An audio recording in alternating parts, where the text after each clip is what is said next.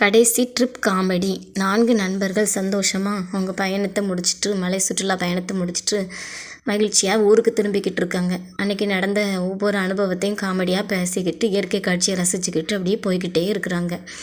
அப்படியே மெதுவாக இருட்ட ஆரம்பிக்குது. அந்த இருட்டில் கூட அவங்களுக்கு மகிழ்ச்சிக்கு அளவே இல்லை. அப்படியே சிரிச்சுக்கிட்டே அவங்க வந்துக்கிட்டே இருக்கிறாங்க. ஆனால் மிகப்பெரிய ஆபத்து ஒன்று காத்திருக்குது அப்படின்னு சொல்லி அவங்களுக்கு தெரியாமல் அந்த பயணத்தை அவங்க தொடர்ந்து போய்கிட்டே இருக்கிறாங்க.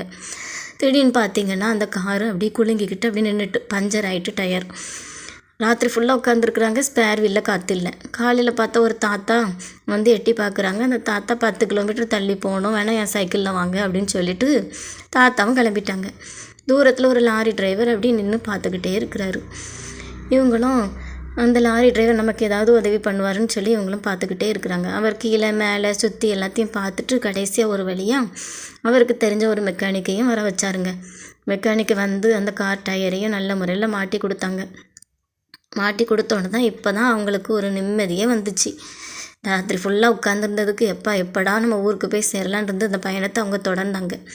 இயற்கை காட்சியை ரசிச்சுக்கிட்டு அவங்க பேசிக்கிட்டே சந்தோஷமாக அப்படியே அந்த பயணத்தில் நடந்ததை, ஒவ்வொரு பயணத்தில் நடந்த கஷ்டத்தெல்லாம் அவங்க காமெடியாகவே அவங்க பேசிக்கிட்டே அந்த ஊருக்கு திரும்பிக்கிட்டு இருந்தாங்க. அந்த பயணம் அவங்களுக்கு ரொம்ப சந்தோஷமாக இருந்துச்சு. அந்த களைப்பே தெரியல, அந்த கவலையும் அவங்களுக்கு தெரியல. இதே போல் தாங்க வாழ்க்கையில் நிறைய பிரச்சனைகளும் துரத்திக்கிட்டே தான் இருக்குங்க. ஆனால் எல்லா பிரச்சனைகளுக்கும் கடவுள் ஒரு முடிவை கொண்டு வர்றதுக்கு ஏதோ ஒரு ரூபத்தில் வழியை உண்டாக்குவாருங்க.